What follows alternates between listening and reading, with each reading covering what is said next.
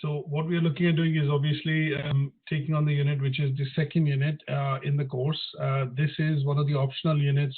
which we will cover. And this unit is Unit 5.18, which is Managing Quality in Health and Social Care. Now, the main objective of, obviously looking at this particular unit in health and social care is to look at, and understanding the quality issues, how, the inspection regime actually works within the health and social care, and why is it important, to maintain a quality of service when it comes to healthcare sector in particular. One of the reasons why we look at studying this unit is also to look at, things like to understand some of the key messages, which have been created with regards to, ensuring that quality care is provided by, all the healthcare professionals who are actually working within this field. So in this sector, so managing quality, is one of the key aspects when we look at healthcare sector in general. And here, obviously, what we need to be able to do is, from a point of view of the unit, understand some of the key messages, in terms of how and what messages are, what does it mean in terms of quality when we talk about quality with regards to the health and social care sector. We look at some of the other aspects of key messages which are involved, which include things like, how a coordinated response is given from different organizations within the sector. So, for example, NHS, the Mental Health Care Trust. We look at some of these social enterprises which are, which work within and with the NHS to be able to provide some services. And we will also look at some of the key messages which independent sector providers, kind of put out under this particular banner of managing quality and service delivery. Now, the other aspect that we also look at, in some cases, is we need to understand if the quality of care is not given, then it can have disastrous consequences to the health of the patients, individuals, or people who are receiving some sort of treatment, from the NHS or NHS-related organization. So here, what we look at is trying to understand what are the various, services which are vital for the NHS to provide these services, and then within the people, within the role which, within this particular sector, the role which people play in providing some of these services, whether it's to do with nursing, whether it's to look at end of care, end of life care, whether it's to look at health visits, things like independent care or intermediate care being provided. All of these issues, can only be delivered to a certain amount, standard, provided quality is defined in the processes, in the system and processes of the NHS, and also to a certain extent, there are bodies which look at carrying out independent regulatory inspections to ensure that these quality standards are essentially maintained while the delivery of these services is provided to the patients. So in the first learning outcome, what we are looking at understanding is the different perspectives of, quality in relation to health and social care. So what does it mean for different stakeholders? What, when I say stakeholders, for example, patients are one of the important stakeholders. We look at employees, staff working within the sector who are stakeholders. We look at a lot of partners and suppliers who work in terms of private-public partnerships within the NHS to be able to deliver some of these services. And what are the implications of quality, and how do they interpret this quality code when they look at providing these services is what we will look at, in learning outcome 1. And while covering their understanding, in terms of what service, what does it mean in terms of providing service, we will look at how standards are set, how benchmarks are set, and how does a periodic review, which happens, once every 3 years, and when the Quality Care Commission (CQC) actually comes in and inspects, what do they look at in terms of picking up on key areas wherein they look at there could be slippages in terms of care being provided, or slippages in terms of standards for which there is a clear, well-defined process within the quality code. So let's look at going through the slides, and I will do is towards the end of the session, I'm going to obviously email this presentation to you. It's also available on Moodle. But along with that, what I'm going to do is obviously try and send you a handout which talks about, some of the external agencies which are involved in setting these standards, especially within the UK. Now, every healthcare sector across different countries which it operates, you will look at, there will be a lot of differences. But what we are going to do is try and understand 2 or 3 very major agencies which play a very critical role in terms of maintaining these standards and define to a certain extent these quality standards when private players come in and deliver some of these services on, with basically not on behalf but with NHS. So let's look at what does quality mean in general, within this particular sector of health and social care. So one of the key things that we look at, in terms of quality is, unlike any other service that you receive. Say, if we look at considering an example, just an example is that if you give your car, if you have an expensive car, or for example, you have a car and you have to get it serviced every year. Now, the idea of getting it serviced or getting it MOT'd is to ensure that, the car is fit for purpose, fit to run on the roads, and you have confidence that somebody at the end of the day who's competent enough has inspected the car to be able to say that, okay, this is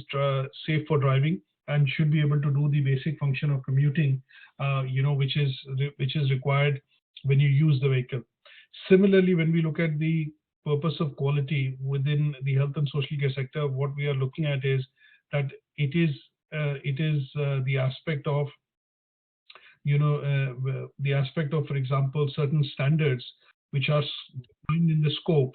of, the services which the NHS and its related agencies provide, so that the patient or the person receiving the treatment, a treatment, derives benefit out of it in terms of becoming better,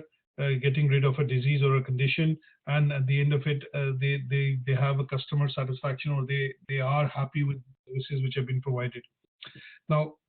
in most companies and in most organizations, including the NHS, the ultimate objective of, obviously having the quality standards is not to provide, just the appropriate services which are defined in the quality code in terms of how these services are delivered, but it is to ensure that there is efficiency, there is productivity, and there is,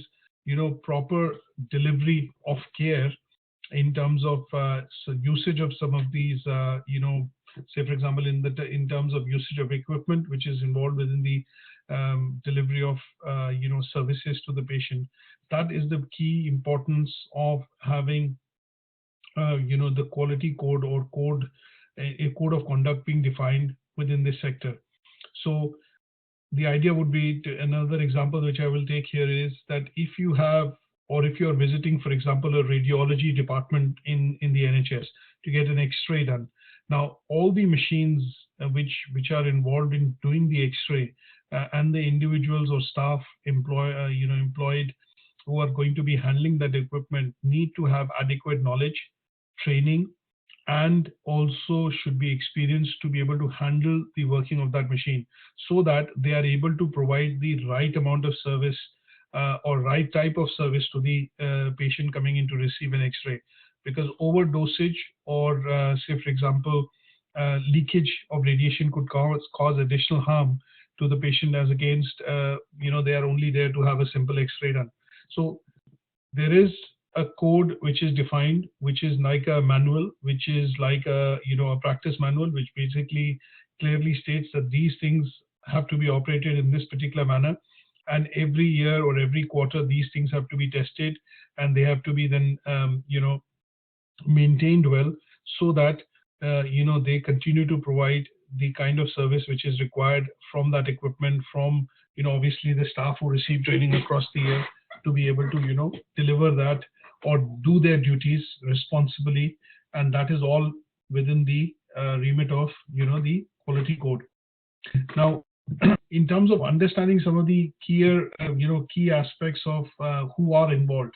So one of the key aspects that we will look at is stakeholders within the health and social sector would be users. or here in this case would be patients or clients who are essentially defined as users. Now, most of them, why do you go to a hospital? Sometimes you go to a surgery, or you go to a hospital, or you go to a healthcare professional like a trained or a clinical nurse, or you go to a GP, is because you require treatment, you require medication, and in those cases when you go with a certain amount of kind of confidence that if I am going to be able to go across to my GP and see him and consult with him or her with regards to my problems and symptoms, I am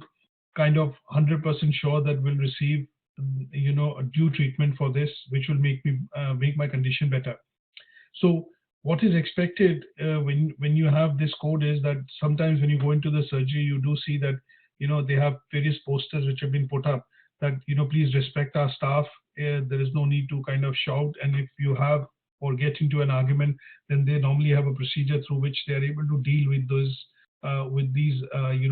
exigencies or anomalies with certain patients, which can lead to issues. So being one of the key one of the key stakeholders in terms of the users, being the patients and also the employees, it is expected that you have respect. You give respect and you get respect from that point of view, so that there is a decorum or a standard of dealing which is defined, which is understood, that when you deal with staff, when you deal with clinical staff, or when you deal with the people within the sector, they expect you to kind of gain and give respect. So one of the key things which is also defined that sometimes you get to see is that you will see that if patients are rude, then they could be denied treatment. The surgery has the right to be able to expel them or ask them to seek services elsewhere. And this is done primarily because in this profession, in order to receive a treatment or in order to receive something, what you have to be able to do is respect the person who's coming in and providing you the service, or is providing you in terms of the person, or in terms of the the surgery or the center which is providing you the service. The second thing to look at is in our country, obviously, there is a choice that most individuals receive care for most of the let's put it this way, for most of the things within the NHS. Now, sometimes you will have choices wherein customers will be able to take across private medical insurance, or if you look at the example of when you look at the example of, for example, elderly care, or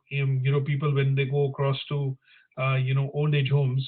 sometimes they have the option or choice to be able to look at making choices, to be looking at things like what kind of room they could afford or pay for, the kind of services they could get. They could have a private nurse and things like that, or somebody who's a private healthcare professional who's able to look after that. Now, in those cases also, which is the choice which is available with the patient or the people receiving the service, in those cases, there is a bit of a participation which happens from outside, from external agencies. Here, the services are provided by private contractors or providers. But in those cases as well, the standards which are defined for the care to be delivered in terms of quality code is defined by agencies which ensure agencies like NICE, which we'll talk about, National Institute of Clinical Excellence, and the Quality Care Commission, which will ensure that some of these services, even which are provided by private contractors, would then be something which they adhere to that particular code, so that the services are not compromised. And to a certain extent, when you look at these services, they are all referred and benchmarked against the quality code. Then one of the key things to look at, which the quality code defines within this particular sector or profession, is that you need to maintain confidentiality. Now, this is the single most important aspect which you look at, which is required to be defined, is because patient records and the personal attributes of clients or patients cannot be shared with any other apart from, say, family and relatives, or if you've authorized somebody to get hold of those records. So this is a contract which is maintained between the patient and the person providing the service. It could be a GP, a nurse, a healthcare professional. But here in this case, there is the clause of confidentiality which is maintained. And this clause is also defined within the quality code, because at the end of the day, the information which is available or can be made available is quite sensitive and related to a particular person. So again, in this case, care workers who work within this sector, people or healthcare professionals who work within this sector have to understand very clearly the Data Protection Act and how confidentiality and client records can be maintained, and why they cannot be shared, or in what circumstances they can be shared with family and relatives or friends and relatives in the case of exigencies. So the bit in terms of sometimes you will get to see that you became the patients or the clients sometimes become unable to be able to communicate, or in some cases unable to receive treatment, or unable to kind of explain the symptoms that they are having. Then in those cases, and only in those cases, they authorize a friend or a family to be able to kind of get involved, to be looking at their care plans, and also looking at a bit of communication between the HCP, the healthcare professional, the GP, for example, and the patient receiving the treatment. So when we look at quality, one of the key aspects that we look at in terms of quality is it is to ensure 3 or 4 key things. One is it defines the type of service which the patient can receive, or the client or the customer can receive within the healthcare sector specifically, and the kind of service which is expected from the organization, agency / surgery / hospital delivering that service. So it defines the service standards at both ends in terms of patient receiving and person providing the service. The second thing that we look at is basically looking at the clause of confidentiality, which maintains to a certain extent patient data records, and these are under under the quality code. There's an obligation to look at providing data protection to some of these records, and they cannot be accessed or shared until unless authorized by the person who's receiving or is directly involved or receiving a treatment, or in this case, if he or she is incapacitated, then authorized friends and family. Now, the third thing that we look at under this particular clause of quality is that there is freedom and choice available to the patient receiving the service to define the type of service they can receive, whether it's public or with private contractors. But still, the quality code is defined by certain of these agencies like CQC and NICE, which define, even if private players are providing the service, they define the standards to which this service has to be provided. Now, the last aspect that we have on the slide is safety. Now, extreme caution and safety is a must when these services are being provided or delivered to relevant persons. And in any case, in all cases, the quality code protects the patient or the person receiving the treatment from any sort of slippages in service or service standards, which can lead to further problems or can lead to complications. But in this case, the patient is kind of protected because the quality code overrides and kind of overridingly provides a safety net to people receiving this service. So these are 4 key factors when we look at, when we want to understand how the service is delivered within the sector, but is bound by some sort of a quality code defined by key agencies like CQC and NICE. Is that okay? Now, looking at the second type of stakeholder, which is, so we looked at first primarily people or patients who receive this. The second kind of stakeholders that we look at in particular are the carers or people who provide this.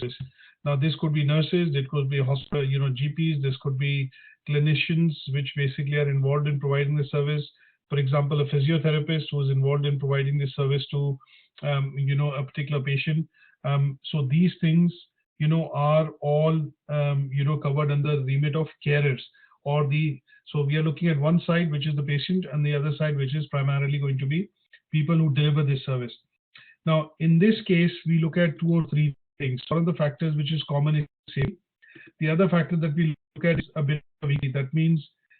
people who are in this sector and are looking at providing or working within this sector have to be very well qualified, have to have qualified training and experience, and they depict the skills according to which they can be then placed in relevant roles to be able to provide the service. Now, you will never see within this sector that people who are inadequately qualified are allowed to take up certain roles or responsibilities. In most cases, what you will see is people gradually move into roles as they kind of accumulate experience within this sector. So this is a sector which basically is, it basically recruits and works with a lot of specialists. And what we do get to see is that we will seldom see people who have had no experience within this sector tend to kind of, work within this sector. So they need to have relevant qualification and experience and skills which they need to exhibit before they are even allowed to, take up jobs within this particular sector, because there is no compromise which can be done in terms of delivering the service or compromise in terms of adhering to standards which have been, kind of defined within by the Quality Care Commission within the sector to be able to deliver services. Now, the other bits that we look at in terms of the learning outcome for one, which is to look at understanding, what are the models of quality. Now, some of these models of quality we are going to study are primarily going to be related to, generic models of quality, because they have been over the years, invented, created, framed. Because when we looked at the process of industrialization, and a lot of people started to work within industrial, factories, that is where the concept of quality and quality management came about. So over the years, what we've seen is different styles of, quality management have emerged, and we will look at in particular just briefly, 4 of them. Now, I will send across a particular handout to you, which will give you more details in terms of each of the models. But very briefly, we will look at, understanding just the 4 different types of models. So one of the first models that we look at in terms of understanding, quality would be to look at understanding total quality management. Now, this particular concept, when we look at total quality management,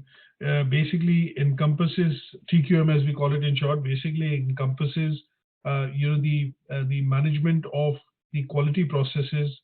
policies across the organization. So here, what we are looking at is if an organization implements TQM, what we are going to see is that the organization then embarks on a continuous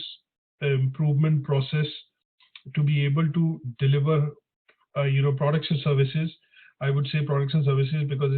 it's a general concept. And these products and services, they look at delivering in terms of continuous improvement at each step of the process to be able to provide the best quality of products and services to its customers. Now, TQM basically, came about, just as a brief background, came about in the early 1980s. And this got a lot of attention is because there were a lot of tools and techniques which were previously discussed, developed, and implemented within manufacturing, production, or factories in particular. And with this concept, over a point in time, it gave rise to, standards like the ISO, International Standards Organization, the ISO 9000. It also led to the development of techniques like within most Japanese organizations like Kaizen. When we look at, Japanese companies, and also the, introduction of something called Six Sigma within most of the US-based companies. Now, the reason of improving this particular process of continuous quality management was that with things being invented and things being improved, there was room to continuously improve the delivery of these products and services. So as new equipment, as new machinery, as let's put it this way, new inventions came out, it kind of led to more productivity, more efficiency, and that is what led to the concept of something called total quality management, which basically meant that at some stage, this is a process which is going to be ingrained within each and every function of the organization, and the employees, the staff, the stakeholders, the partners, suppliers will all look at continuous quality improvement within the department or within the function that they are working, which will look at increasing productivity, increasing efficiency throughout the organization. Now, with this particular concept, what we need to understand is at some stage, there are standards which were required to be created, and these standards which were required to be created, led to what you call, let's put it this way. So when you look at certain things being defined in certain fashion, led to the creation of quality standards. Now, quality standards were nothing but, because things were made available, there was a clear-cut definition at some stage put together for some of these things. For example, when you look at, say, manufacturing, say, I'll put it, just take a simple example. If you look at manufacturing torch, or a torch which basically is used, when you have no light, for example. Now here, the requirement, the specification, and what is the various characteristics of the product are very much clearly defined. So you put together this particular, piece of equipment by having a plastic casing, maybe some batteries, a bulb, and some electric, connections, which allows you to kind of finally generate, light with the usage of batteries. Now, because the usage or the kind of the generation of electricity, light, is happening through stored electricity within batteries, there is a room or scope for improvement in terms of providing something which could improve the number of hours that you get from a torch when you put some batteries in. So over a point in time, what has happened is, due to continuous improvement, it has led to the creation of certain standards which define that, okay, these batteries have to be used, this electrical connection, a wattage of this type of bulb needs to be used, so that you can get maybe 3-4 hours of light from using this particular product. Now, when this was kind of underlined and defined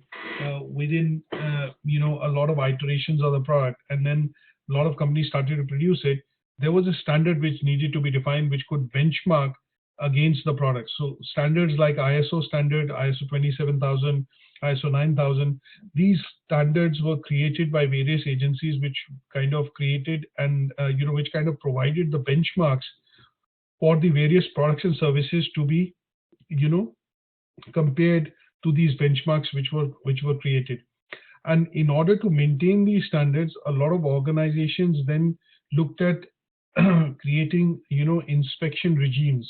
or for example looked at creating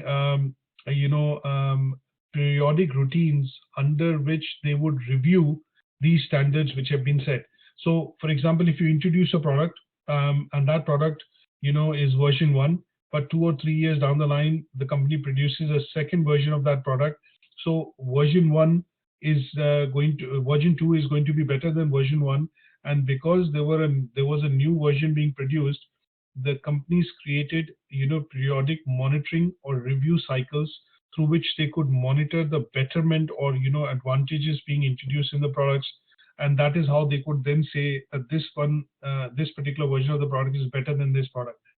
So similarly, when you look at benchmarks within the health and social care sector, you normally see a drug being introduced, and it is introduced after a lot of rigorous testing, and that testing happens initially on, say,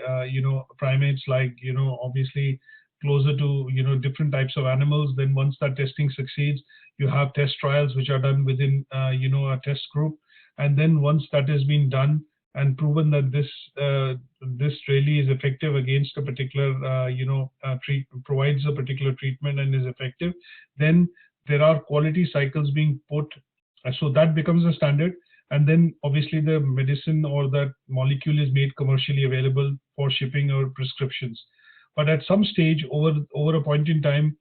when the product has been shipping or the molecule has been shipping, what tends to happen is companies have to undergo some sort of a review to test the kind of let's put it this way, test the ability of that molecule to be able to provide effective relief against a particular treatment. And then when this kind of a review is done, that leads to the creation of something called a quality cycle. That means you do periodic review and monitoring to see if there is a better product which can be made available, or if there are changes which have happened from the time this was introduced, and is it still providing that effective treatment which is required to be done. So we get to see with an example of cars, which I would normally put it this way, that you will see that every year we are getting better cars, more efficient fuel combustion engine, more mileage, and to a certain extent you do see that some of these things in terms of comfort, efficiency, performance are all increasing, and it is becoming better because continuous monitoring, continuous review of the products, and innovation being brought into the creation of some of these new variants allows these new standards to be introduced. And because there's continuous monitoring happening and continuous improvement happening, to be able to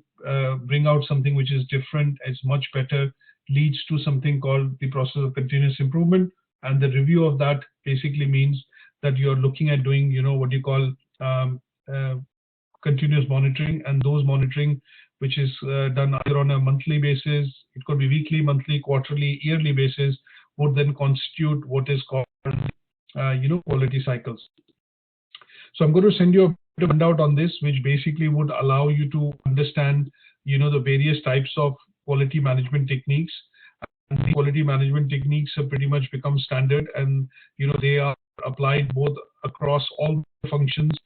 whether we look at production, manufacturing, engineering, health and social care, but the connotation in terms of how they are applied actually changes relevant to that particular sector, relevant to that particular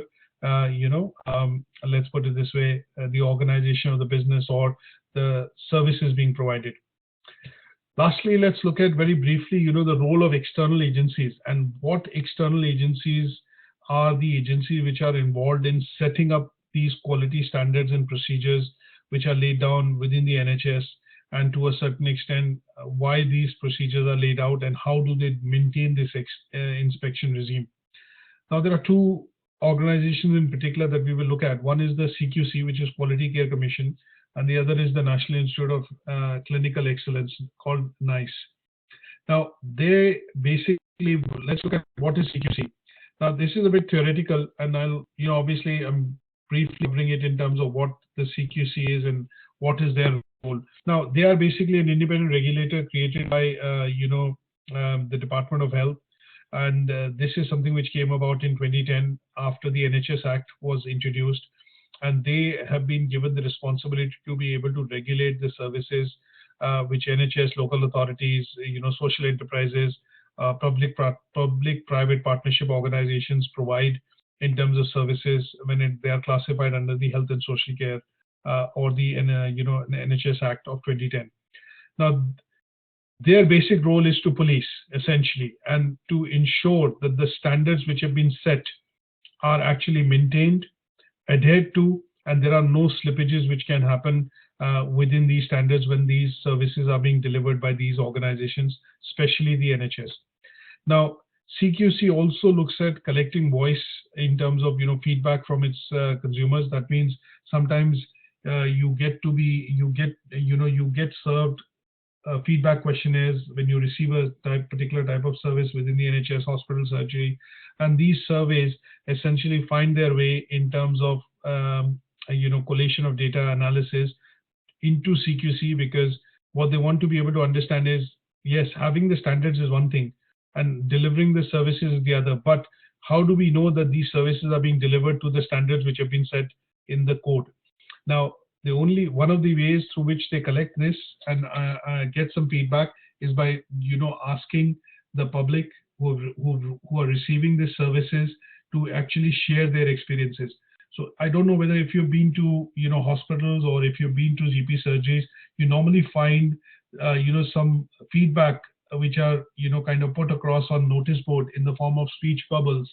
which basically capture, okay, this was a survey done, we served so many patients, and we did so many things, and at the end of the day, some of the customers had some of these things to say about the services provided by the staff or provided by the provider. And those are things which actually go into the CQC, so that the voice of the customer, in this case the people who receive the services, is actually taken in to be able to do review and set review and inspection guidelines when some of these bodies inspect hospitals, surgeries, any type of provider which is providing services under this umbrella of NHS or health and social care. Now, they publish reports from time to time. Now, within England and Wales, there are 20 PCC trusts which basically manage over, I think, 160 different hospitals. And CQC is tasked with the aspect of ensuring that the essential quality standards are met when these hospitals, deliver services to patients. Now, one of the key roles that they also have is to kind of make the Department of Health, the Health Secretary, and relevant bodies aware of any serious risks which may arise, and they have the authority to be able to suspend funding, suspend operations in a particular hospital or under a particular trust, or in a local authority if they do feel that the standards are slipping. Now, in the news, I don't know whether if you recall, Staffordshire Trust, and some of the other trusts in the recent couple of months have come under increasing supervision, wherein they were asked to kind of suspend operations, or they were put under some sort of an emergency review, because it had led to a lot of deaths, specifically, in the case of children and elderly people receiving services within that trust. And as a provider, as an external agency which monitors these services, they also have the right to be able to put fines or levy fines, restrict funding in the case of providers who are not able to deliver services to a certain standard. Other body that we look at is which is called NICE, and this is basically National Institute of Health and Clinical Excellence. This particular institute is an independent body which obviously also came about in 2010. And here, this body basically looks after, this is a particular body which looks after and is responsible for promoting best practices and the use of best practices, within the NHS. Now, here they basically, if you read about, NICE in particular, they are responsible for, they are primarily responsible, in this case, for ensuring that they basically provide, let's put it this way, there's a new research which is being done. And when the research is being done, the best practices, they kind of define the practices in terms of how they can actually be introduced within the hospitals. So this particular bit in terms of introduction of new practices, new medicine, or for example new treatments which have to be introduced, can only be done once NICE kind of recommends these and has done and approved some of these trials, to be able to improve these things before they are introduced within say the NHS. Now, in terms of they have something called a charter, or a holy book which basically defines what they stand for and what they do. So in the case of NICE, they are basically a body which is responsible for setting standards and looking at providing resources or a list of resources which will help in delivering public, basically help them delivering health and social care services to public, so that they are best able to make use of these resources which are funded and provided by the government. So this is a body which kind of sits at the heart of the health and social care system within the UK, and they work very closely with local and national organizations to create a consensus within various bodies within, say, NHS England and Wales. And these various bodies could be the CQC, it could be the body and board like Public Healthcare England, it could be the Department of Health, and their role essentially is to have something called a safety focused approach in the implementation of all these guidelines, which basically lead to the provision of better services or efficient services on behalf of the NHS to the patients. Now, they also define a code which basically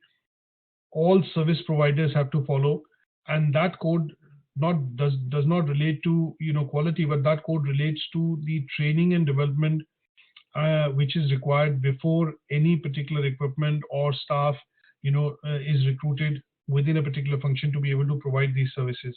So they would look at, say for example, they would look at giving recommendations of new medicines or new technologies which could be used for diagnosing and better and effective diagnosis will help in better and effective diagnosis of some of the let's put it this way, illnesses or diseases which are now coming up with the with us living longer. So this could then, so their idea is to basically create that consensus and then recommend some of these new technologies which could be used to provide better and efficient services.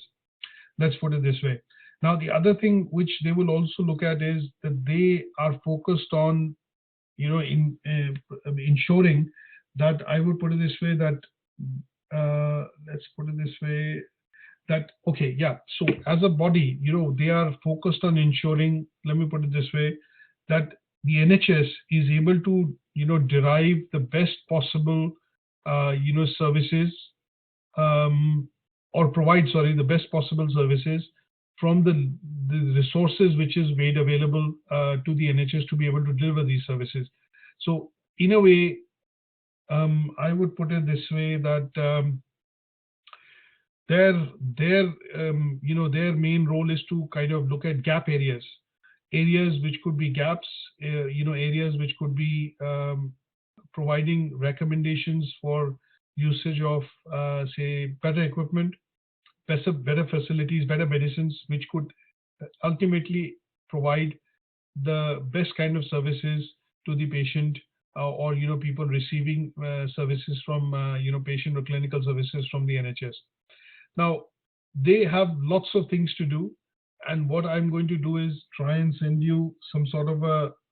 small handout. This is something which is available on the NICE website,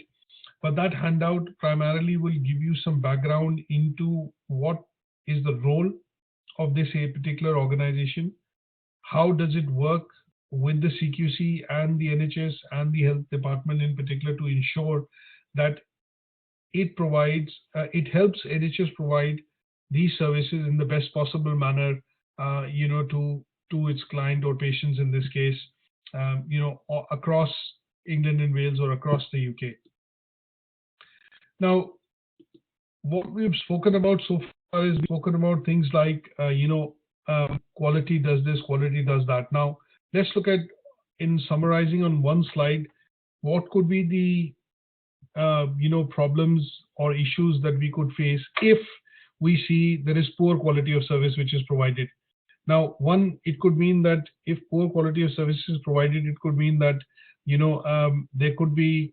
fatal consequences which could lead to, for example, in some cases when we look at when I say fatal consequences, it could mean leading to death, for example. It could also lead to the creation of more problems, wherein, for example, a particular treatment is not administered properly on time, then it can lead to severe consequences for the patients. So it could lead to complications. The third is it could mean stress for people who work within this particular sector. So if, say, for example, a particular medicine is not administered on time, leads to a complication, then there are lots and lots of people which get involved, because at the end of the day, your main aim is to save the patient or make the patient better. So if something is to go wrong, then it creates more stress and more problems or issues for people who are delivering the care within this department. Now, if there are prolonged levels of service not being met or not being delivered to the quality and the quality not being met, you will see that people who are performing to the best of their abilities and are efficient and productive do also get more demotivated, because they do see slippages happening not at their end when their job starts to where their role ends, but to when they pass on and hand over or take over jobs. They do see that there are slippages which are happening, but they are not directly responsible. So they get, one of the adverse effects is that you get demotivated. Now, in the case of patients, obviously, if this leads to slippages in terms of treatment not having effect or treatment not being given on time, then in some cases recovery period for them becomes elongated. They could this illness or anything that they're coming in to do, get treatment for, can become prolonged, and that prolongation would mean anxiety for staff, their own friends and family, more stress, and obviously more resources being utilized. When we look at NHS, already cash strapped on a lot of resources, especially money, and every year the government has to look at providing more funds and more resources for it to be able to provide these services. And last but not the least, when we say NHS is the National Health Service is the best in the world. Now, in order for it to be the best in the world, there cannot be any slippages in any standards in terms of quality. So if there is a slippage, if there is something which is to happen and it affects a lot of patients or affects a lot of hospitals' trust, then what does happen is that there is a loss of reputation as far as this particular sector is concerned. So if you go to a typical example is that if I go to a particular doctor to get some treatment done, and if I find the treatment to be effective, I normally become a word of mouth advocate for that particular practice or that doctor, and then I go to him in the future as well. Now, if you do find the reverse happening, then you normally would say that, okay, I went to, I went and met that doctor, he did see me, but obviously I didn't get the results or the things which were required. And as a result, you have no respect, and the person providing that service actually loses its reputation. So these are some of the adverse, or factors or the side effects of,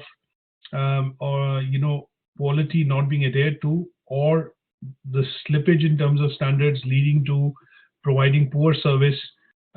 because the quality has slipped, leads to creation of some of these problems when we look at when quality standards are not adhered to or are not met. So what I'm going to do is obviously stop here for today's session, and what I've tried to do is give you a brief overview in terms of three aspects of learning outcome. One is in terms of what does quality mean in the health and social care sector. What is the definition of quality? Who are the key stakeholders which receive and provide services, and what does quality, the definition of quality and the quality standards mean for them? What is the interpretation of quality standards for them? We very briefly looked at the role of external agencies. Now, there are 3 or 4 agencies, but we have looked at very briefly to understand what is their role in terms of CQC and NICE, and how do they help in setting standards and ensuring that these standards are maintained when services are delivered. So CQC is more of a policing or a regulator and has the authority to be able to fine, restrict, and withhold funding. NICE is more of a regulator, which as an external regulator, which allows the development of best practices, identified gap areas, builds a consensus in terms of working with different bodies which are involved in delivery of these services, and then ensures to a certain extent that these are set as guidelines when providers, either public or private, deliver these services to patients or clients within this sector. And then last but not the least, what we also looked at was what could be the negative effects of slippage of standards, and to a certain extent the quality models which are applied within the NHS to look at setting these standards. So for that, I'm going to send you a bit of a handout for you to read, because there are lots of different quality management models. and the idea would be to try and study one or two of them. The handout that I'm going to send you probably has, a lot of these models over the years which have been created, invented, or used. But the idea would be to try and restrict to understand two or three, and the process of total quality management and continuous quality improvement, which is more relevant to the health and social care sector, and also with regards to this particular unit. Now, that is where I would like to end. And now, if you have any questions, either you can ask me now, or you can, obviously type on the chat if this, obviously what we have covered has been clear enough today. So I can probably not hear Sadia, but Wellington, are you there? Can you hear me, Wellington?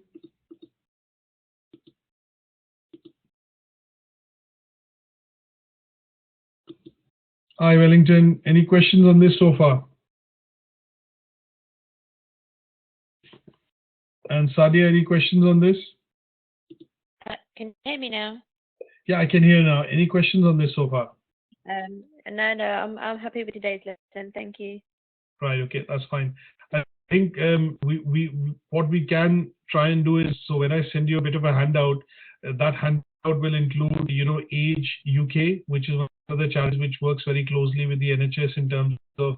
delivery of services. And then the other two that will be covered in the handout will be CQC and NICE. And in terms of, the quality models, I'm going to try and cover, I have a handout which we normally use, both on the business and management side, and also that handout I'm going to send over to you on the email, which will basically cover all the total quality management, models and frameworks. But the ones that we would want to focus on will be TQM and continuous improvement models for us to be able to bring into the assignment when you do the tasks 1.1, 1.2, and 1.3. Okay? Yeah, okay, that's fine. Thank you. Brilliant. So any questions on your side, Wellington? Any questions on your side, Wellington?